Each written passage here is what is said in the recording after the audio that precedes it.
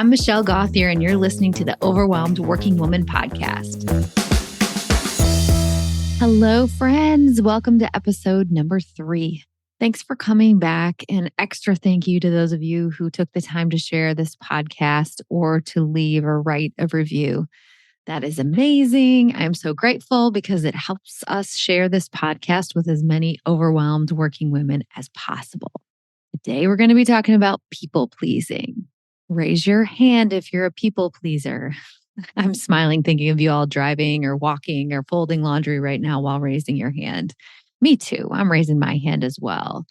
People pleasing really is a habit, and I have done a really good job of breaking that habit almost all the time, but even I can still have a tendency sometimes, so I am raising my hand right along with you. Now, let me ask you this. On a scale of 1 to 10, how much do you care about what other people think about you? So 1 being not at all, don't care at all, and 10 being it's basically all I think about. And also on a scale of 1 to 10, how much does it bother you if someone is mad at you or upset with you?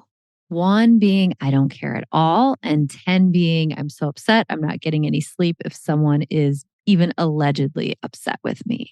If you raised your hand as a people pleaser or had a score of 5 or more on either of those 2 questions, this episode is for you. Today, I'm going to talk about what causes you to people please and how it affects your life when you do. I'm also going to teach you the steps for quitting this habit of people pleasing. What exactly is people pleasing?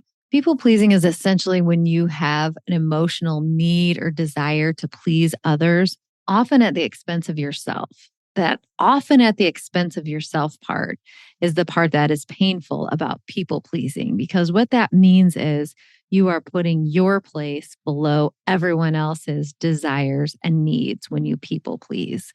When you say yes to doing things that you don't want to do, you're always saying no to something else. So if you agree to a 5 a.m. workout on a day when you are planning to sleep in because your friend wants to do it, you're saying no to sleep and your recovering time. If you agree to meet your friends out for drinks after work when you really don't want to go, you're saying no to time at home or time that you could have had alone. So every time you say yes, when you don't want to say yes, you're saying no to something else. I'll tell you about a time when I accidentally almost people pleased myself into a part-time job when I already had a full-time job that was quite overwhelming. When my daughter was in preschool, I worked part-time on Mondays and Fridays. So in order to get off work at noon on those days, I had to do like 6 million things before noon. I moved all of my meetings up to the morning. I touched base with my whole team. I had to stay logged on in the afternoon to chat in case there was some kind of urgent thing happening. So I really decided to do it anyway and to go for this part-time schedule because I wanted to spend this time with my daughter. She was going to kindergarten the next year. My son was already in full-time school. And even though it was kind of a pain, I decided, yes, I really want to do this. Well, another mom in the class caught wind and just noticed that I was picking my daughter up at noon, which was a half day because this was a full day preschool. So she noticed I was picking my daughter up at noon on Mondays and Fridays, and she mentioned that her daughter would really like to go home with us too. So one time I took her home with us and the girls had a fun play date and it was just fine. But then she asked if her daughter could come home with me Mondays and Fridays, the days that I picked my daughter up from school early, because her daughter didn't like being at school in the afternoon, especially when my daughter wasn't there. And she didn't like napping at school, and the mom's schedule didn't work where she could pick up her daughter. So she had to leave her at school unless I was willing to take her to our house for 4 to 5 hours each afternoon. The people pleaser in me wanted to say yes. I wanted her daughter to be happy. I wanted the mom to worry less about her daughter being at school. I wanted the mom to like me. I didn't want the mom to be mad at me. I wanted to be seen as the superstar mom, the one with the awesome career, but who could also pick her daughter up at noon sometimes and bake cookies in the afternoon. All the teachers would know how nice I am when they saw me take home not just my child, but an extra child every Monday and Friday. Just notice that all of the reasons why I was considering saying yes, none of them had anything to do with me or even my daughter's feelings. They were totally based on how everyone else would view me and if they would approve of what I'm doing and think of me as a nice person. And this is the trap of people pleasing. We focus so much on what's best for everyone else that we don't even put ourselves into the equation. My reasons also imply that my time or my desires don't matter. So, this mom, who honestly I didn't know well at all, asked me to do this big thing. And after I had gone to all the work it took to propose to my boss to work part time and to talk to my team about it and move all my meetings, someone else asked me to take that on for them. And I immediately considered saying yes. A good thing to do when you're trying to decide what to do in a situation, maybe one like this, or maybe even one much smaller than this, is to give it what I call the love and fit test. So, first, ask yourself, do I love this idea? No, I did not love this idea. I did not love any part of it. I just wanted to be with my daughter, just the two of us for those precious afternoons before she was off to kindergarten and at school all day. Then ask yourself, does it fit? So this is called the love and fit test. So do I love it? Nope. Does it fit? So let's look at does it fit? I don't mean does it fit on your calendar? Because in this particular situation, my calendar was technically open at that time. It was open because I had moved everything in order to spend that time with my daughter. But what I mean by fit is, does it fit into the type of life that you're trying to create? Also, no.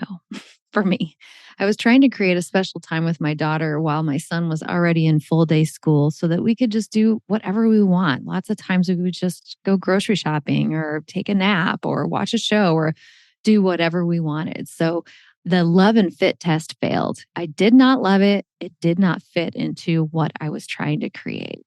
And as I was trying to decide what to do, I realized that I was considering saying yes in order to make sure that the mom liked me and that she wasn't mad at me. But the truth is, I can never control how that mom feels about me. In fact, I can never control how anyone feels about me. And maybe she already didn't like me, or maybe she liked me more after I said no.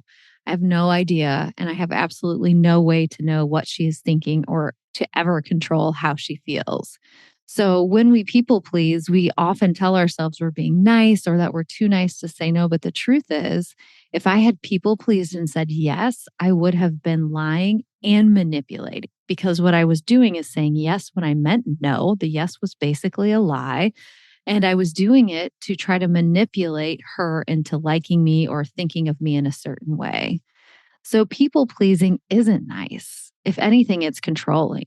Saying yes would have also meant giving myself an 8-hour a week babysitting job when the goal was to spend time with just my daughter. I already had 2 kids. Taking that one on would have added much more overwhelm to an already overwhelming life that I was having at the time. Luckily, I was able to say no. I'm going to do a whole podcast about how to say no without feeling guilty. So, more on that later. But for now, I just want to offer that no is a complete sentence. You don't even have to give an explanation. A simple, nope, that actually doesn't work for us. We'll do it. You don't have to say sorry. You don't have to give a 10-minute explanation about how you wanted to, but you want to spend this special time with your daughter. You don't actually owe anybody that explanation. Another quick thing I want to tell you about saying no is that when you're a people pleaser, saying no will feel uncomfortable.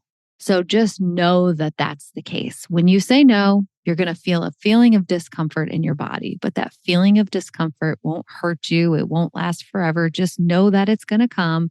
Say no, and then move on from that. Okay, let's recap and look at the pros and cons of people pleasing. So the cons are you don't get to do what you want.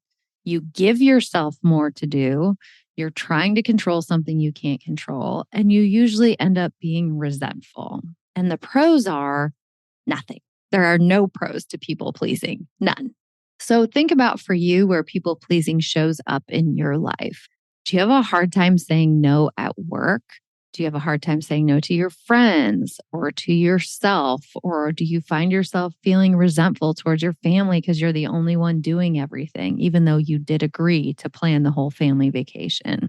Just noticing where people pleasing shows up for you will give you more awareness of it, which is the first step in stopping or at least lessening your people pleasing tendencies. So if you're a lifelong people pleaser and you want to stop, Don't expect yourself to listen to this podcast, go through these steps I'm about to give you, and just kick the habit. This is a habit you've probably had for a long time, and I want you to go easy and gently on yourself and try to do these steps and just notice what happens and don't be judgmental of yourself and make your goal to go from being a 10 out of 10 people pleaser to an 8 out of 10, and then go from an 8 to a 7 and then down to a 5 and eventually get to the point where you have almost kicked the people pleasing habit. So here's what to do. Number 1, pause and just notice that you're people pleasing, or ideally that you're about to people please. Sometimes you won't notice until after you've done it. So you've said yes, you put it on your calendar and you realize, oh man, I just people pleased. I did not want to do that. And I said yes, just to make someone else happy. When you do that, just notice it, notice what was going on, and then you'll have more awareness for the next time. So ideally, if you pause, you can catch it before you say yes and just notice that you're people pleasing or you're considering people pleasing. Then number 2 is to do the love and fit test. So ask yourself these 2 questions, and these will all be in the show notes if you want to copy these to your phone so you have them. Do I love the idea of doing this? And does it fit with the life I'm creating? This is not, does it fit on my calendar? Does it fit with the kind of life I want to have? And then if the answer to do I love this is no, and does it fit is no, then you say no to the person. Saying no to the person is going to feel uncomfortable. So you might want to use a mantra with yourself before you say no. Something like, it's okay to say no. My priorities matter. I get to decide how I spend my time, or I am working on prioritizing me. Any of those will work, or any other mantra that feels like it speaks to you, that just reminds you that it's okay to prioritize and think about yourself. Okay, that's it for today, my friends. Get out there and don't people please today. I guess the opposite of people pleasing is really self-pleasing, or thinking about yourself, thinking about what you want to do. Try that for today and see how it works. As always, feel free to email me or comment if you have any questions. I would love to hear from you. I will see you next week. Thank you for listening to the Overwhelmed Working Woman podcast. If you want to learn more about my work, head over to my website at michellegauthier.com. See you next week.